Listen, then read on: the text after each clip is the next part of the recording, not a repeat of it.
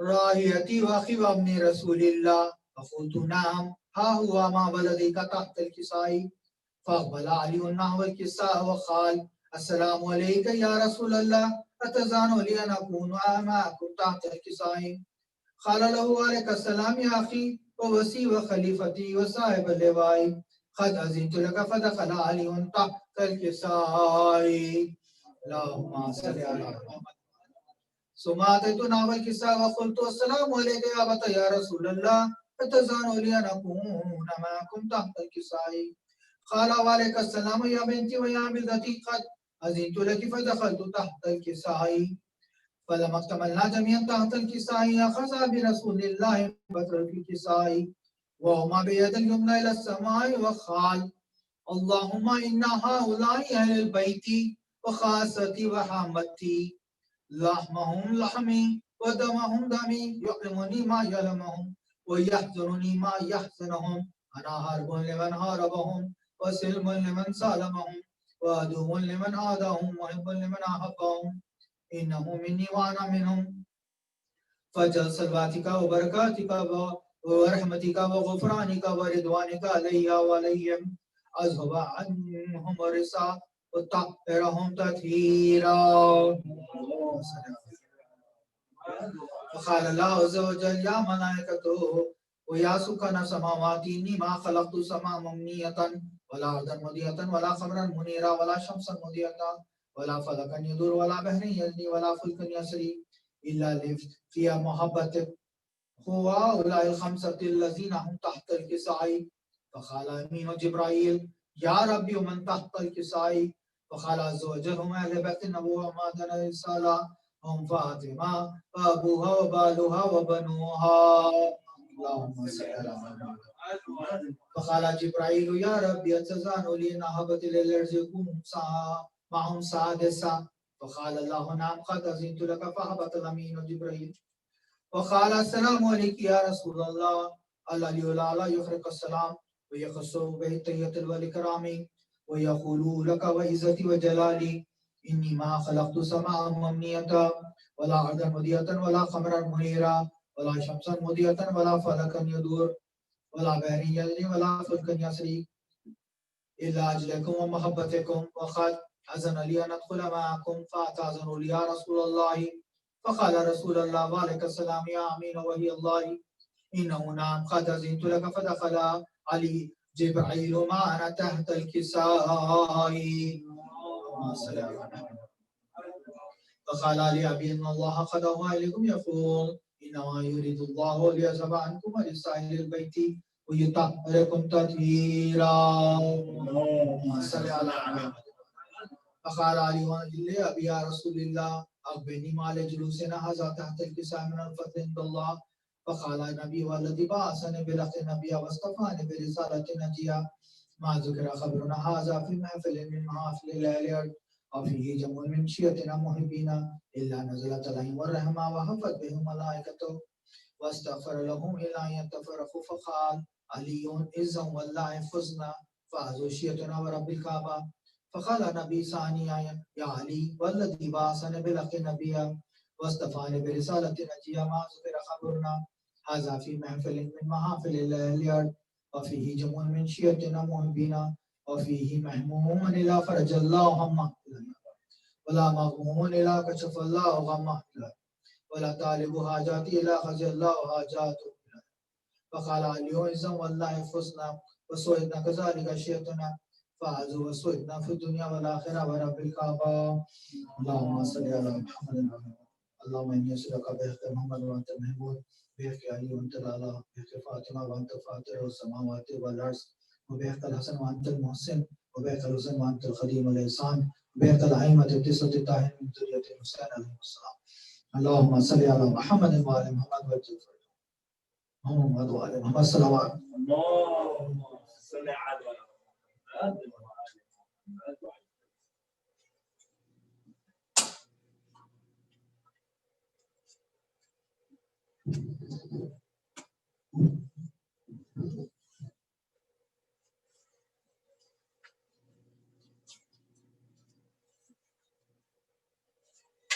Salman.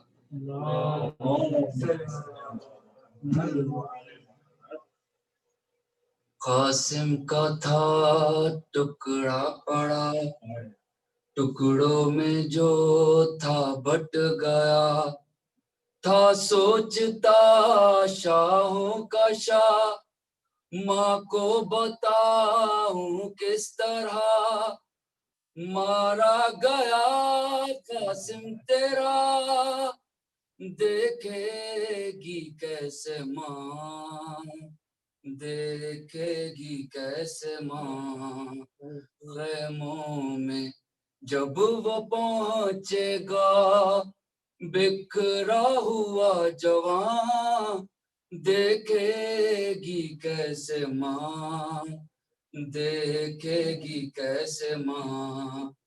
टुकड़े हटा के चेहरे से, टुकड़े हटा के चेहरे से, गठरी के दरमियान, देखेगी कैसे माँ, देखेगी कैसे माँ, देखेगी कैसे माँ।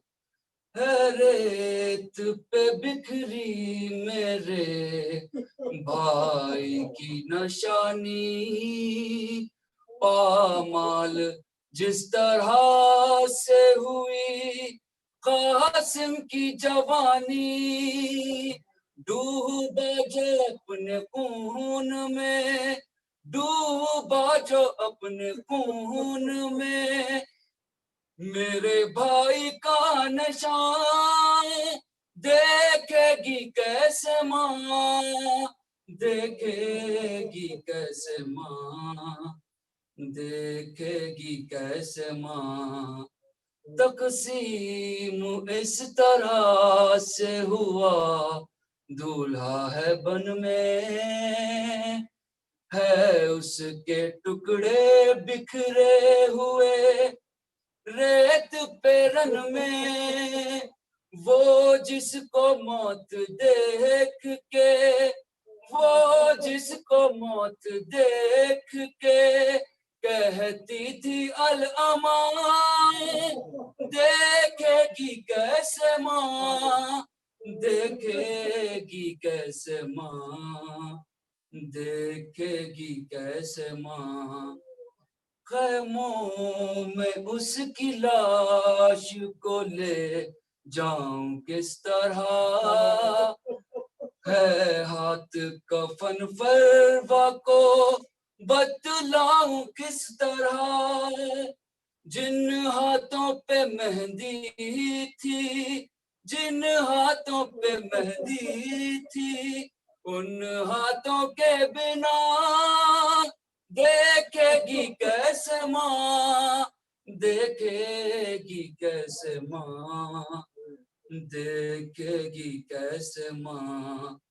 देखी जो कुएं में डूबी हुई शहर की लड़ियां, शबीर के आंखों से लगी अश्कों की चढ़ियां, शहर की लड़ियां चुनते थे, शहर की लड़ियां चुनते थे, करते थे ये फगान, देखेगी कैसे माँ, देखेगी कैसे माँ, देखेगी कैसे माँ, देखेगी कैसे माँ, देखेगी कैसे माँ। टुकड़े हटा के चेहरे से, टुकड़े हटा के चेहरे से, गठरी के दरमियान, देखेगी कैसे माँ, देखेगी कैसे माँ, देखेगी कैसे माँ। चलो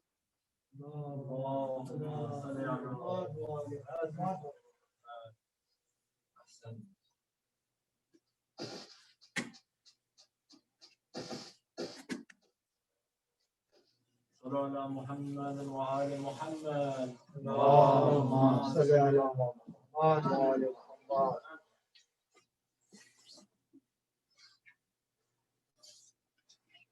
रन में आकर सकीना पुकारी, घर चलो भाई मेहंदी लगाओ।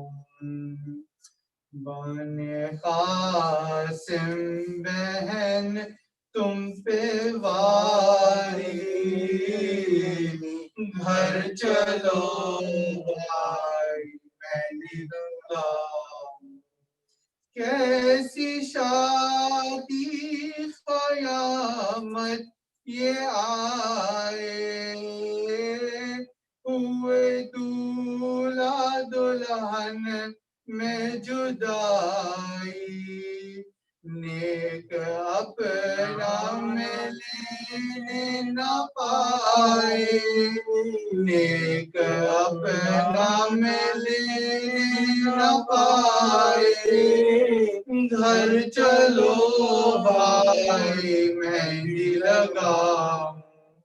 भाई क्या जल्द घर से सिधारे, रस्म पूरे हुए न हमारे, मुंतज़र है बराती तुम्हारे, मुंतज़र है बराती तुम्हारे। घर चलो भाई मेहंदी लगाओ। रन में आकर सकीना पुकारी, घर चलो भाई मेहंदी लगाओ। फातिहा।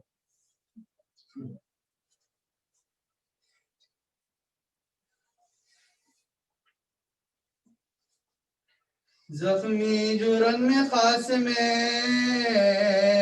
गुल पैरहन हुआ, पैदा शहान जोर से रंगे कफन हुआ।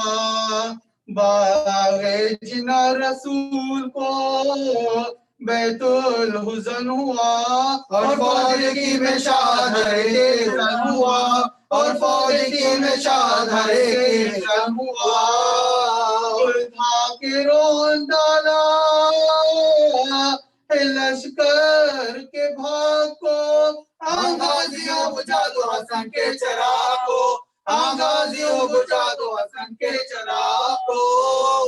घबरा गई सुन के सदा सरवरे अनाम, से नाम बरसिए उस दम किया कलाम। लो भाई जंग हो चुकी किस्सा हुआ तमाम, आया सुए यतीम हसन मौत का बयान, आया सुए यतीम हसन मौत का बयान। शक्ल मुस्तफा को बुला लो पुकार के, मांगो दुआ सरों से हमामे उतार के, मांगो दुआ सरों से हमामे उतार के। कह के क़िबला रू हुए सुल्ताए कायनात, दरगाह किबरिया में दुआ की उठा के हाथ। ए खालिक़े ज़मीनों ज़मा रब्बे पाक ज़ात, इन ज़ालिमों के हाथ से क़ासिम को देना चाह, इन ज़ालिमों के हाथ से क़ासिम को देना चाह। हाफ़िज़े जहां है करीम और रहीम है, या रब बचा इसे कि बच्चा यतीम है, या रब बचा इसे कि बच्चा यतीम है। या रब दुल्हन बने मुझे गुजरी ना एक शब, दूल्हा जो मर गया तो मुझे क्या कहेंगे साहब। अब तक तो शर्म से ना खिलाए थे मैंने लाल, पर क्या कहूँ कि अब है मेरे रूह पर दाग, पर क्या कहूँ कि अब है मेरी रूह पर दाग। शाबर की आफताब का वक्ते गुरूब है, दूल्हा से पहले मुझको उठा ले तो खूब है, दूल्हा से पहले मुझको उठा ले तो खूब है कि फूल भी अभी सूखे नहीं है जो आ गया पयाम रुदाफे के आइला ये अब्द था कि मौत थी मातम तयके ब्याह बारिश के होगा खल्क में क्यों कर मेरे नबा बारिश के होगा खल्क में क्यों कर मेरा निभा वो जहां से दिल बड़े शबर के सामने औरत की मौत खूब है शौहर के सामने औरत की मौत खूब है शौहर के सामने झुका फरस पे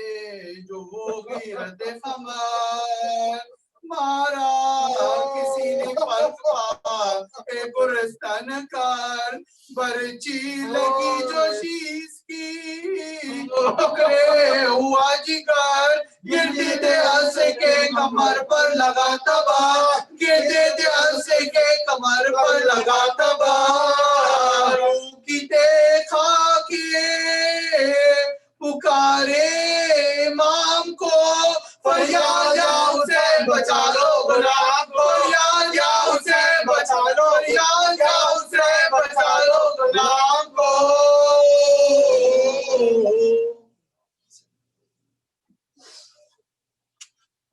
Mohammad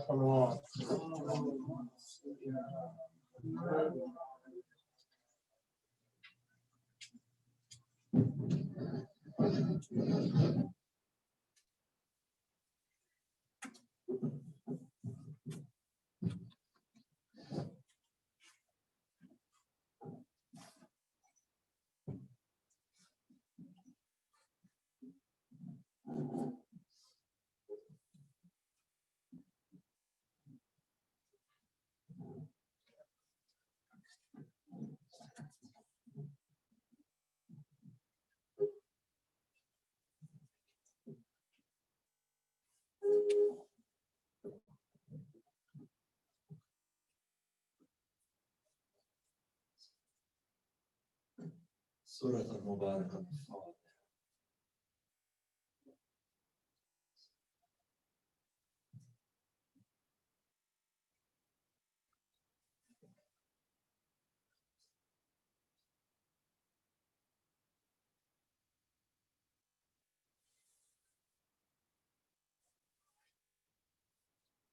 بسم الله الرحمن الرحيم الحمد لله رب العالمين والصلاة والسلام على سيدنا وعظيمنا وحبيب قلوبنا وشفيع نفوسنا أبا قاسم محمد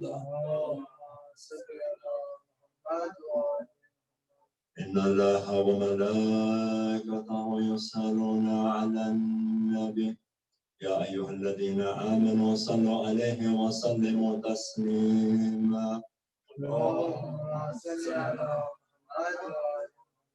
إنما يريد الله ليذهب عنكم الرجس أهل البيت ويطهركم تطهيرا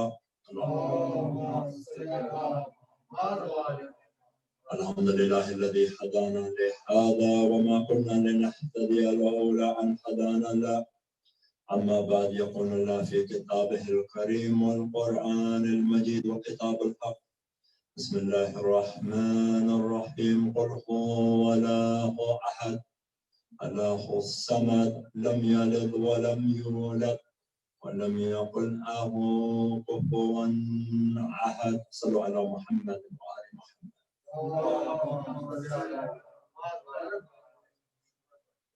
Dearest respected brothers and respected sisters, Assalamu alaikum jami'an wa rahmatullahi wa barakatuh.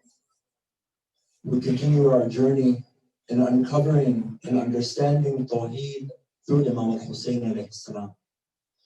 And over the past few nights, we've been examining the second stage of Tawheed, which is what's known as Tawheed fi Sifat.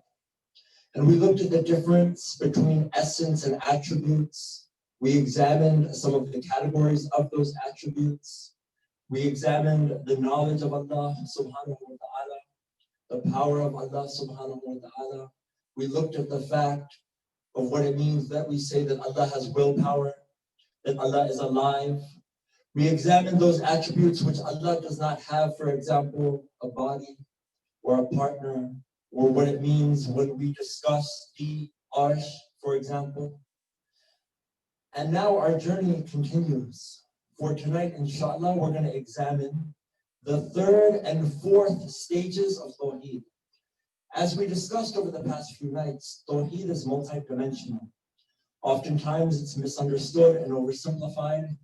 It's the first root, the thing you learn when you're first a child or born. What is Tawheed, the oneness of God, and then I move on. But as we've seen, not only over the past few nights, that there are many layers to truly understanding Tawheed, we've come to appreciate the school of Ahlul Bayt alayhimus salam's presentation of what it means to believe in the oneness of Allah subhanahu wa ta'ala, specifically through the sacrifice of Imam al-Hussein alayhi salam. Tonight, we're going to briefly look at this third and fourth stage. The third stage of Tawheed is what?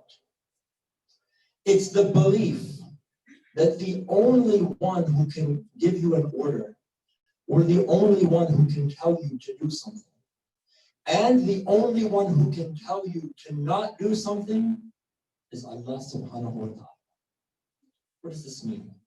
The third stage of Tawheed says this, that I only take orders from Allah, and Allah's the only one who tells me that I cannot do something.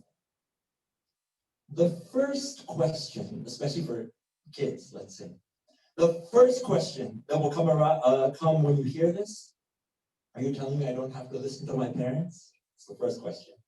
Say no. Because of this belief in Tawheed, I'm actually telling you that you have to listen to your parents even more. I'll explain why here in a second. So this aspect of Tawheed, after we looked at the fact that your intention is pure for the pleasure of Allah subhanahu wa ta'ala, after we actually examined the essence, the attributes of Allah subhanahu wa ta'ala, we're now coming, these next stages allow us to understand our relationship specifically with Allah. And what this third stage introduces are two fundamental topics in Islam, which in themselves require many majalis and many lectures. But we're going to very briefly just touch on that.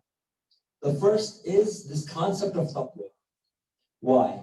You ask someone, what is taqwa? You always hear, religious people say, have taqwa, okay.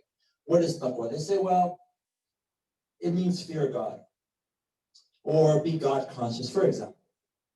Not only is taqwa a lot more than that, but it does introduce this idea of fear. So this third stage of Tawheed, which says that the only one who gives you an order that I have to do something, and the only one that can forbid me from doing something is Allah subhanahu wa ta'ala, introduces two fundamental concepts. Number one, taqwa. Number two, fear. Okay, let's very briefly look at this. The first question somebody will ask is, why do I have to listen to God? This sounds silly, but let's look at it. Very simple example. The first example you can give is this.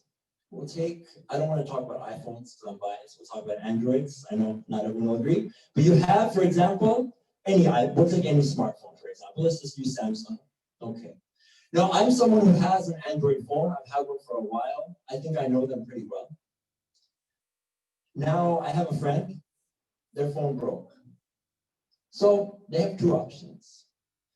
They can either listen to me, and I can give them what I think is right. I can, I have some experience. I know a little bit about it. Or they could follow the specific manufacturer's guide from Samsung themselves, which says, you have to do procedures X, Y, Z, reboot. If you don't, this will happen to your phone. And I'll say, hey, why don't you try this? They go ahead, they listen to me. Their phone was fixable. Before listening to me, it was fixable. Now, with what I thought was right, I've messed them up. Their phone's completely broken now. If they had listened and followed the manufacturer's instructions, they would not have to now go get a new phone. And also, they're pretty upset for listening to me saying, why did you give me this advice? Anyway, Islam is the same way. Your intellect tells you, I have a creator. No one else created me. Only Allah subhanahu wa ta'ala. It's intellectual. Bear with me so far. So the one who created me, the one who manufactured me, is naturally going to know what's best for me. Does that make sense? Everyone's with me so far? The one who created me is going to know, if you do this, you'll be successful. If you don't do this, it's harmful for you. See, oftentimes, my dear brothers and sisters, our understanding of haram is misunderstood. We think Allah wants to make our life difficult. Pork, as an example, alcohol, astaghfirullah, as an example, all of the things that are forbidden, music, and the haram type, for example, Islam rules, makes my life difficult. Habibi, that's not the reason. The reason, yes, there is a portion of it which is a test. But it's much more than just a test. It's the fact that Allah subhanahu wa ta'ala, when He tells you, stay away from certain things, for example, He created you. So naturally, He knows that this is going to be detrimental. Likewise, when He says, pray 5 times a day, read Quran, give charity, tell the truth, read Salat al-Layl, for example, perform supplications, follow Ahlul Bayt alayhim salam. Why else does Allah subhanahu wa ta'ala tell you these things? Has anyone ever come to you and said, I've prayed namaz and now my life is bad? I do du'as, my life is bad? Yes, there may be difficulties, but there's a different reason for that. The point is what? This third level of Tawheed tells you, if you have in your heart that belief that everything I do is only for the pleasure of Allah, Allah is the all-powerful, the all-knowledgeable, and Allah subhanahu wa ta'ala has set these laws. Pray 5 times a day, do the Hajj once in your life, tell the truth, respect your parents, be respectful and kind to your spouse, for example, your children, for example. I created you. I'm never gonna, let me ask you a question. Do you ever think for a second, that Allah subhanahu wa ta'ala is gonna tell you something that's detrimental? No. It's that same example with the phone. Yes, I can take the advice of people, but they don't know me like my creator does. That's the first one. Okay. Now, the common question here, though, is taqwa is the fear of God. You see, fear, my dear brothers and sisters, is also often misunderstood in Islam. There's 3 definitions of fear. The first definition of fear is what? Fear of the unknown. So, for example, you have a little child. She or he is afraid to go into the dark. The real reason that she's afraid is because she doesn't know what's there. You, someone who's older, someone who has experience, you know the room is there. You just turn the lights off. You know what was there before you left. You're not afraid. You don't have that fear. They don't know what's there. They fear it. Is that not the same for death? Oftentimes, a lot of the reasons, naturally, why people fear death is because it's fear of the unknown. So this first type of fear, it's natural. This is one type of fear, that's fine. But when it comes to taqwa, when it comes to this third stage of tawheed, these other 2 types of fears are the ones that we want to discuss. The most common fear, and let's be honest, the biggest reason, at least I say to myself first, because we're trying to establish that ma'rifah. We're trying to establish that understanding where we can get to the state, not of Ahlul Bayt alayhim salam, but at least of their followers, where they worshipped Allah subhanahu wa ta'ala out of love. But a lot of, again, this is just speaking to myself, a lot of the people worship out of fear of going to hell. Second type of fear is, if I do this or don't do this, I don't want to go to hell. So the fear is a fear of punishment. Islam says, and Ahlul Bayt alayhim salam say, that this third stage of Tawheed really focuses on this last definition of fear, which is what? Fear of disappointing or coming out of the mercy of Allah subhanahu wa ta'ala. Let me explain. You know, we talk about love. you can never truly love something or love someone if you don't fear it. Let me explain this.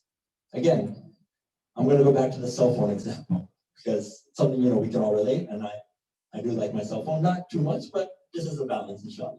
Now, I love my phone very much, right? How can I say that? I'm never going to say, oh guys, I love my phone. How do you know I love my phone? Well, first thing when I wake up in the morning, what do? I check my phone. Last thing before I go to sleep, what do? I check my phone. I'm always on my phone. And I have a fear, God forbid, please don't wish this, I'm just kidding, that my phone breaks, I drop it. Isn't that everybody's fear? Why? Because we love it. I know it sounds silly, but just bear with me here for a second. Real fear in Islam states that you don't do something which earns the displeasure of Allah, or you do something which earns the pleasure of Allah because you want to not fall out or disappoint Allah subhanahu wa ta'ala. Now, we mentioned yesterday about emotions. So when we say disappoint, it's metaphorical as mentioned and not literal, but it's falling out of the graces of Allah subhanahu wa ta'ala and your beloved. The worst thing for you is to know that you've upset that whom you love. If you consistently remind yourself, the only one who can tell me to do something and not do something is he who so mercifully created me. Now, the first question, and I wish we had more time to discuss fear, but inshallah, this just scratches the surface. Now, the question that everyone asks, you're telling me that this level of tawheed says I only listen to God. He's the only one who can tell me to do something, tell me to not do something. Okay, I'm with you. Because he created me, he's the all-knowing, he cannot be understood in his essence. So I don't have to listen to my parents? What about the prophets? What about the imams? What about my teachers? What about my co-workers? So many people in my life give me orders. So many people tell me I have to do something, I can't do something. You're telling me here, brother, you only listen to Allah? Okay, bear with me, it's very delicate. The first ones are pretty easy. The prophets, they are the messengers of Allah subhanahu wa ta'ala. They bring the law. They bring the law from whom? Allah. So when I obey the prophet, who am I actually obeying? Allah subhanahu wa ta'ala. The reason that I obey the prophet is because it's from Allah. Right? Like simple, okay. Ahlul Bayt alayhimu salam, by extension, are the protectors of the revelation. They protect the interpretation. I follow them. Why? Allah subhanahu wa ta'ala tells me.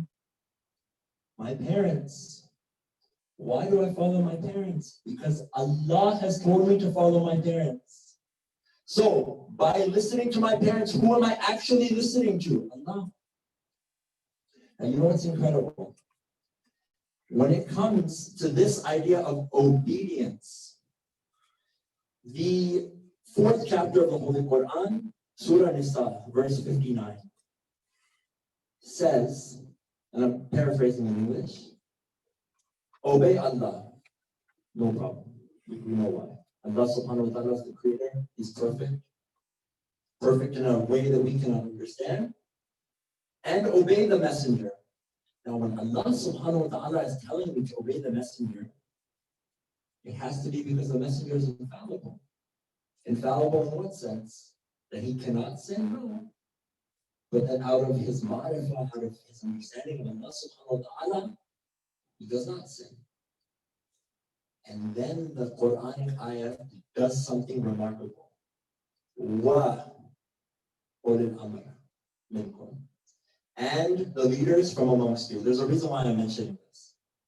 Allama Tabatabai, one of the great scholars and the exegetes of the Holy Quran, when he talks about this verse, he says this is the only place in the Quran that Allah subhanahu wa ta'ala does not give a condition. What do I mean? Every time Allah tells you in the Quran, this all comes back to this 3rd stage. Obey, for example, your parents. Allah gives you a condition. He says, obey your parents. But if your parents disobey me, then you disobey them. So again, if I disobey my parents because, let's say, not in this example, just for illustration purposes, my parent tells me to do something which is against the teachings of Allah, Allah tells me I have to disobey them. So I'm obeying Allah. Okay. The only place in the Holy Quran which Allah subhanahu wa ta'ala does not lay out that condition is in Surah 4, verse 59. Why is this important? Because if Ahlul Bayt alayhimus salam weren't infallible, then wouldn't Allah say, if these leaders from amongst you disobey me, then you disobey them? Allah doesn't say that. Surah 4, verse 59, obey Allah, obey the messenger and the leaders from amongst you. Full stop. This is essential, my dear brothers and sisters. So people come and say, you give emphasis to Quran, you give emphasis to Ahlul Bayt. Habibi, I'm following what Allah subhanahu wa ta'ala is telling me. I only listen to Allah. The only reason I do everything is because Allah told me to, no one else. Never forget that fact. You follow Ahlul Bayt alayhimus salam, not only because they're the greatest of creation, but most importantly because their legitimacy is established from Allah. If one of us were to give legitimacy, who are we? That's why, never forget, Day of Qadir, people think, Rasulullah sallallahu alayhi wa alayhi, sallallahu Muhammad wa alayhi Muhammad, that Rasulullah appointed Imam Amir al-Mu'mineen on Qadir. Rasulullah didn't appoint Imam Ali on Qadir. What position does Rasulullah have? This is very important, bear with me. Allah subhanahu wa ta'ala tells Rasulullah who to appoint. This is essential, my dear brothers and sisters. They are here. Rasulullah is following this third stage of Tawheed. The only one who forbids me, the only one who orders me is Allah. Allah says, point Ali. No, other people say, oh, Rasulullah. No. Allah. This is essential. Inshallah, there's more to this, but we will continue. We'll continue, inshallah. So, just in summary, this third stage of Tawheed says that the only one who can order you and forbid you is Allah subhanahu wa ta'ala. Sallu ala Muhammad wa ali Muhammad. Now, what is the fourth stage along the same lines of Tawheed? The fourth stage of Tawheed, and a lot of this will sound obvious, and it is, but it's important to remember it, is that the only one who can benefit you and the only one who can deprive you is Allah subhanahu wa ta'ala. First, I'm going to say, quite frankly, I'll be blunt with you. First thing, again, speaking to myself, we often forget this. You know why? There was a Maulana one time, he said something beautiful, it hit me very hard. He said, don't ever forget that this paycheck that you get, this paycheck is not your sustainer. It's powerful. We often forget that. Oh my God. We don't wish this upon anybody. But you think, if I were to lose my job, what would happen to me? What value would I have? How would I live? How would I survive? How did you forget? You have Allah subhanahu wa ta'ala. Now, no one says you go and you don't work and you just sit and Allah will, no, of course, there's a balance. But don't forget, don't get caught up in this world that you start to think that this society is the one that sustains you. The society doesn't sustain you. This food, this house, everything you have, you think it came from society. No, it came from Allah. This is Tawheed, fourth stage. The only one who gives benefit, the only one who can help you, the only one who can actually deprive you of something is Allah subhanahu wa ta'ala. Never, ever forget that. You forget that, you've lost a portion of Tawheed. If you ever forget that part, you've forgotten a part of the oneness of Allah subhanahu wa ta'ala. It's hard. And that's why one of the things that this stage protects against is arrogance. Arrogance. People get high positions. They accomplish some degrees. They get a nice job. And they say, I did such a great job. I worked so hard. I'm so awesome. You're awesome? You think this is all from you? Okay. You've forgotten who is the one who gave you these opportunities. You forgot all the calamities that was taken away. You forgot the fact that Allah subhanahu wa ta'ala, all those secret sins that we commit, Allah withholds them. He doesn't share them, as we mentioned in the du'as and supplications. Every time you do something, if you want to go and say, for example, I did this, always mention by the mercy or by the grace of Allah subhanahu wa ta'ala, because it wasn't you. Everything you have, 5 times a day, we do salat, we go into sajda, thanking Allah subhanahu wa ta'ala. The beauty of Islam, Tawheed is this personified, humility. You think you're something? What are we? Like a beautiful statement that Imam Amir al-Mu'mineen Ali ibn Abi Talib alayhi salam, you came from a drop of semen and you'll return as a drop of dust. You don't know when you came, you don't know when you'll return, so why do you walk around like you know everything? Mawla Ali alayhi salam, powerful. So, as a reminder to myself, my dear brothers and sisters, this 4th stage says, you do everything, you follow, that you trust, everything is under the idea that you're seeking the pleasure of Allah, and never, ever, ever lose hope. Because as we know, after shirk, the second greatest sin that a person can commit is what? Despair in Allah subhanahu wa ta'ala. So it's a constant reminder that if things are going hard, if things are going difficult, if you're having a tough time, my dear brothers and sisters, you're not alone. You'll never be alone. You always have the infinitely merciful Allah subhanahu wa ta'ala. And what's amazing about this is in the Quran, Allah subhanahu wa ta'ala mentions that in Surah Anbiya, they wanted to, you know the famous story where they wanted to burn Nabi Ibrahim alayhi salam in the fire. So this is fire. What happens? They put Nabi Ibrahim in the fire doesn't burn. What? Science, physical laws. Allah subhanahu wa ta'ala created all of this. He's above all of this. You think a little nature, a little physical laws, a little fire, something for Allah subhanahu wa ta'ala? This is what happens to mankind. They forget that we're living in Allah's universe. We're living as a creation of Allah, not the other way around. Always have to remember this. Now, people will come and say, okay, and maybe inshallah we can cover it tomorrow. Unfortunately, I just want to touch on it here very briefly. This 4th stage, this reminder that only Allah benefits, only Allah deprives, people will ask. But what about the concept of shafa'ah, intercession?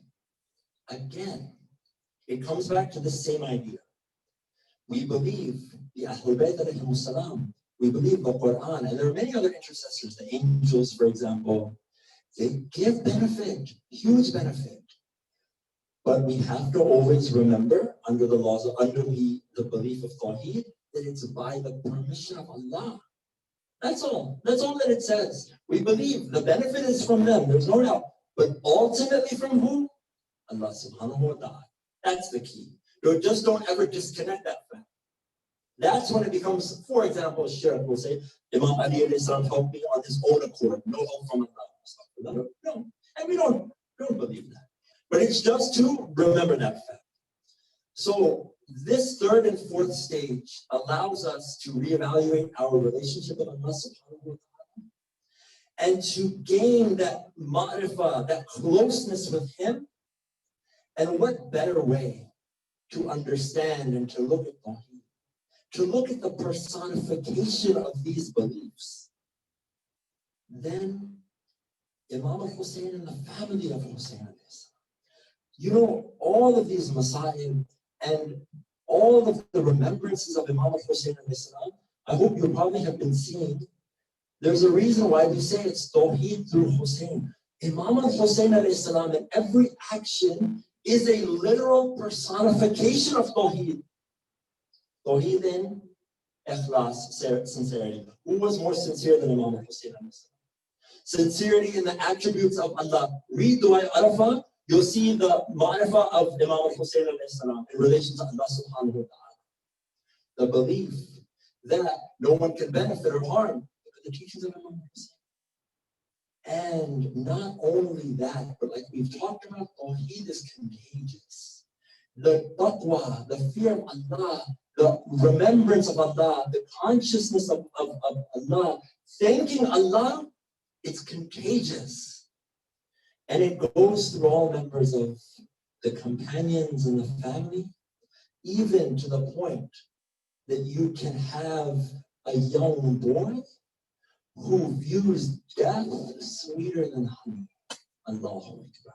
You think it's a coincidence, my dear brothers and sisters? Ask, what 13-year-old boy you ask, "Oh, Qasim, how do you view death?" "Oh, my uncle, death is sweeter than honey." Allahu Akbar. The narrations say, my dear brothers and sisters, this musibah is very difficult. But we've come to the 7th of Moharram, and we've come for the remembrance of Hazrat Qasim ibn Hassan alayhi salam. The narrations say that on the 9th of Moharram, Imam al-Hussein alayhi salam asks Hazrat Qasim, "Oh, my nephew, how do you view death?" And the response from Hazrat Qasim is, "Oh, my uncle, death is sweeter than honey." You know, Hazrat Qasim alayhi salam, 3 years old when his father was murdered. 3 years old when Imam al-Hassan alayhi salam was shaheed. 10 years of his life, who raised it? Hazrat Qasim alayhi salam. You know, you all have that one uncle that you're super close to. You all have that one uncle who's like a father to you. You will never be able to understand the relationship that Qasim had with Imam al-Hussein alayhi salam. You know, these are the family members of Imam al-Hussein. These are children. These are the dearest of Imam al-Hussein alayhi salam. The narrations say, after the companions had gone, after Hazrat Ali al-Akbar alayhi salam had gone, after Hazrat Anu Muhammad had gone, there was no one left. Narrations say on the 10th of Muharram, Hazrat Qasim approaches his uncle. He says, "Oh, my uncle, I asked permission to go and fight." Imam al-Hussein alayhi salam, with tears in his eyes, says, "My nephew, I cannot give you permission. Go back, you have to defend your mother, be with your mother." Says, "Why do you want to fight, O Qasim?" Look at the response of this young boy, my dear brothers and sisters. The narrations say, Hazrat Qasim tells Imam al-Hussein, "Oh, my uncle, I heard you call out, Hal min nasin yansurina, and I did not want you to be alone. Please let me go and fight." Imam al-Hussein says, "No, I cannot." The narrations say, Hazrat Qasim goes back to the tent. Who was there? The mother of Hazrat Qasim, Hazrat Farwa. She says, "Oh, my son, why have you not gone out and fight yet?" Says, "Oh, my mother, my uncle will not give me permission. My uncle won't let me go." At this moment, narrations say, Hazrat Farwa pulls out a letter. She pulls out a wasila. She says, "Oh, my son, take this wasila to your uncle." What is this letter? Narrations say Imam al-Hussein opens this letter and sees it's from Imam al-Hassan to my brother Imam al-Hussein. "There will be a day, oh my brother, that you will be alone. I offered my son Qasim. Let him go and defend and fight for you, oh my brother." Allahu Akbar. Narrations say that when Imam al-Hussein read the will of his brother, he gave permission. He says, "Qasim, you go." The narrations tell us that the armor for this young boy was quite large, that it was bigger than Qasim himself. Imam al-Hussein says, "Before you go, there's one thing. Wear this turban." Who is this turban? The turban of Imam al-Hassan alayhi salam. Hazrat Qasim goes to the tent of Bibi Zainab. Bibi Zainab says, "Is this my brother or is this Qasim? You look just like Imam al-Hassan alayhi salam." Narrations say, Hazrat Qasim goes on the horse and goes out to the battlefield. My dear brothers and sisters, this is no ordinary youth. Narrations say Hazrat Qasim kills 35 members of the army. But all of a sudden, they begin to attack, and they say, "Attack him from all sides." Narrations say, "I'm going to pierce the heart of his uncle. I'm really going to hurt his uncle." They begin to attack Hazrat Qasim from all sides, to the point where Hazrat Qasim calls out, "Assalamu alayka ya Aba Abdullah." The narrations say that when Imam al-Hussein reaches the body of Qasim, the pieces of Qasim are everywhere for how they trampled and cut the pieces of Qasim. Imam al-Hussein goes from the body of Qasim. He says, oh my nephew, it hurts that you call your uncle and he cannot answer you, or that you go for his help and it's of no avail to you. Narrations say, Imam al-Hussein takes the body of Qasim, puts the pieces of Qasim in the roll, takes the roll back to the tent. They said, oh Hussein, what is there? He said, this is the body of Qasim. He places the body next to the body of Ali al-Akbar. Layla's on the body of Ali al-Akbar. Marwa on the body of Qasim. Bibi Zainab looks at them, they're not crying. Says, why do you not cry? Imam Hussein, they say, Imam Hussein, leave the tent. Why? Because they will not cry while you're here, O Hussein. They will not cry while you're here, O Hussein. Inna lillahi wa inna ilayhi raji'un. الرضا بقضائه والتسليم لأمره. مهتم الحسين.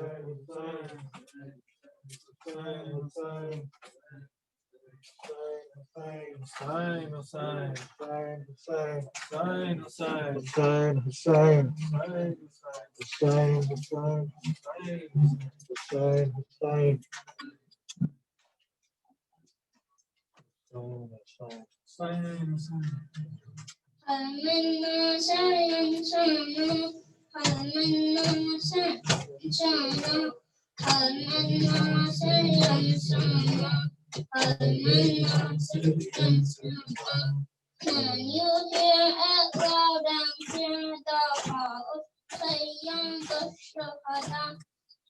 من ناصر ينصرنا من ناصر ينصرنا من ناصر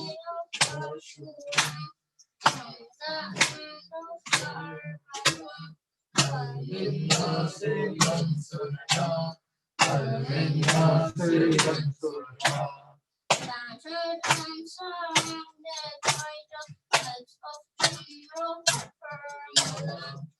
من ناصر ينصرنا من ناصر ينصرنا من ناصر ينصرنا من ناصر ينصرنا من ناصر ينصرنا من ناصر ينصرنا and thirsty at his party is everywhere near and far. من ناصر ينصرنا من ناصر ينصرنا. There is no cause and for but only Muhammad Abdullah. There is no other soul, no Muslim, Ibn al-Sirah. من ناصر ينصرنا من ناصر ينصرنا من ناصر ينصرنا من ناصر ينصرنا. We wish we were there to celebrate Lebanon. We wish we could have responded to the call of Ashura. من ناصر ينصرنا من ناصر ينصرنا من ناصر ينصرنا من ناصر ينصرنا. 1400 years again, still it feels like yesterday. Your husband still resonates in the mind of your Shia. من ناصر ينصرنا من ناصر ينصرنا من ناصر ينصرنا من ناصر ينصرنا.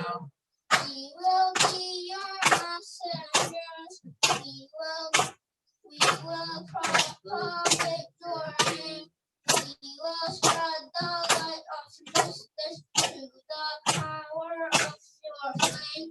But if we want to be this way, if we wish to celebrate, we must first begin to sleep. We must first begin to take every day as our rock, every land as our Allah,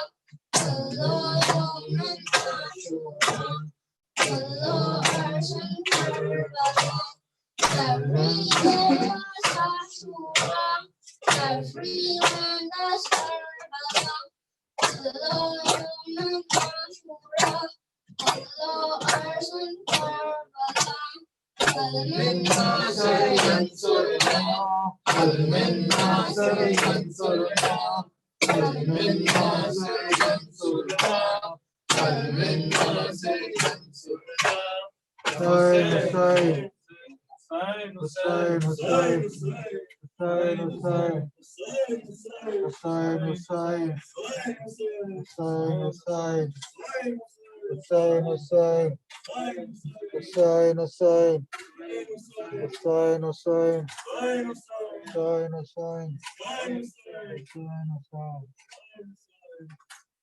ऐ मोमिनो सुनाता हूँ पुरदर्द वाकया, दूल्हा बना जो हजरत शब्बर का लाडला। ऐ मोमिनो सुनाता हूँ पुरदर्द वाकया, दूल्हा बना जो हजरत शब्बर का लाडला।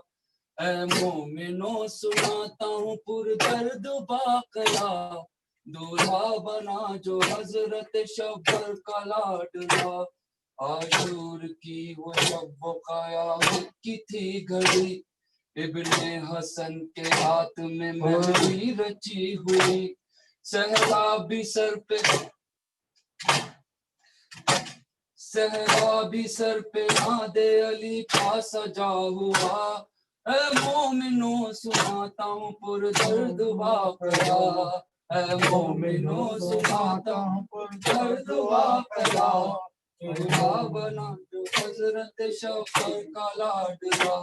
इतना हसीन लगता था वो नूर पैरहन, सहरे में आफताब इमामत की वो किरण। आंखें सितारा जैसी थी, चेहरा था चांद सा। ऐ मोमिनो सुनाता हूँ पुरदर्द वाक़या, ऐ मोमिनो सुनाता हूँ पुरदर्द वाक़या, दूल्हा बना जो हजरत शफ़र का लाडला। वो कम सीनी, वो भूख, वो गर्मी थी अल्लामा, वो पास थी के खुश्क थी मासूम की ज़बां। कमसिन हसन का प्यास से बेहाल हो गया। ऐ मोमिनो सुनाता हूँ पुरदर्द वाक़या, ऐ मोमिनो सुनाता हूँ पुरदर्द वाक़या, दूल्हा बना जो हजरत शफ़र का लाडला। दौड़े हुसैन अकबर व अब्बास भी चले, भागे सिपाही शाम तो घोड़े बिदक गए। लाशा हसन के लाल का पामाल हो गया। ऐ मोमिनो सुनाता हूँ पुरदर्द वाक़या, ऐ मोमिनो सुनाता हूँ पुरदर्द वाक़या, दूल्हा बना जो हजरत शफ़र का लाडला। सर था कहीं तो हाथ कहीं और बदन कहीं, टुकड़ों में बट गया तो फरवा का नाज़नी। दूल्हा का कत्ल गाह में लाशा बिखर गया। ऐ मोमिनो सुनाता हूँ पुरदर्द वाक़या, ऐ मोमिनो सुनाता हूँ पुरदर्द वाक़या, दूल्हा बना हज़रत शफ़र का लाडला। दामन में अपने लाश के टुकड़े शाहे खुदा चुनते थे और कहते थे ऐ मेरे महला का। दुल्हन से तेरी जाके कहेगा हुसैन सा। ऐ मोमिनो सुनाता हूँ पुरदर्द वाक़या, ऐ मोमिनो सुनाता हूँ पुरदर्द वाक़या, दूल्हा बना जो हजरत शफ़र का लाडला। ऐ मोमिनो सुनाता हूँ पुरदर्द वाक़या, दूल्हा बना जो हजरत शफ़र का लाडला। ऐ मोमिनो सुनाता हूँ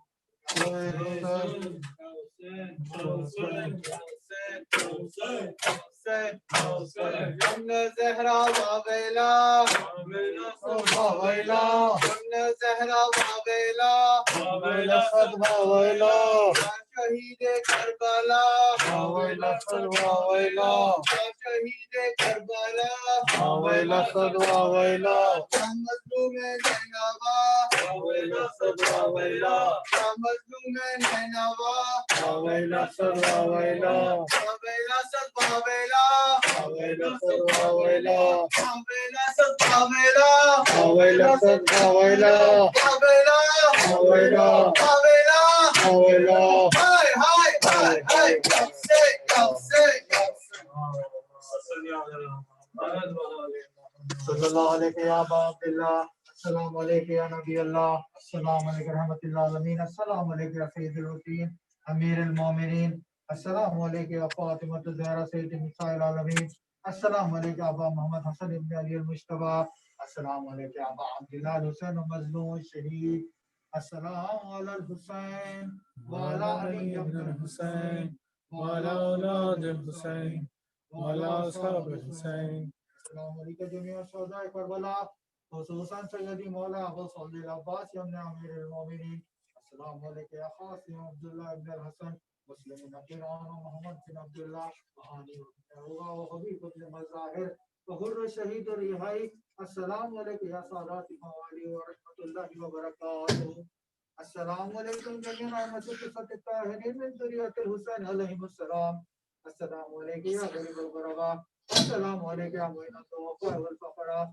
السلام عليك شمس الشموس أيها المدفون بعز السوس السلام عليك أبو الحسن علي بن موسى أيها الرضا ورحمة الله وبركاته السلام عليك يا صاحب العصر والزمان الأمان الأمان الأمان من فتنة الزمان السلام عليك يا شريك القرآن السلام عليك يا إمام الإنس والجن أجل الله تعالى فرجاك سال الله مخرجاك وجعلنا من أيوانك وأنصارك ورحمة الله وبركاته اللهم صل على محمد وآل محمد بسم الله الرحمن الرحيم اللهم كن لوليك الحجة ابن الحسن صلواتك عليه وعلى آبائه في هذه الساعة وفي كل ساعة وليا وحافظا وقائدا وناصرا ودليلا وعينا حتى تسكنه أرضك الطوى وتمتعه فيها السبيلا برحمتك يا أرحم الراحمين. اللهم صل على محمد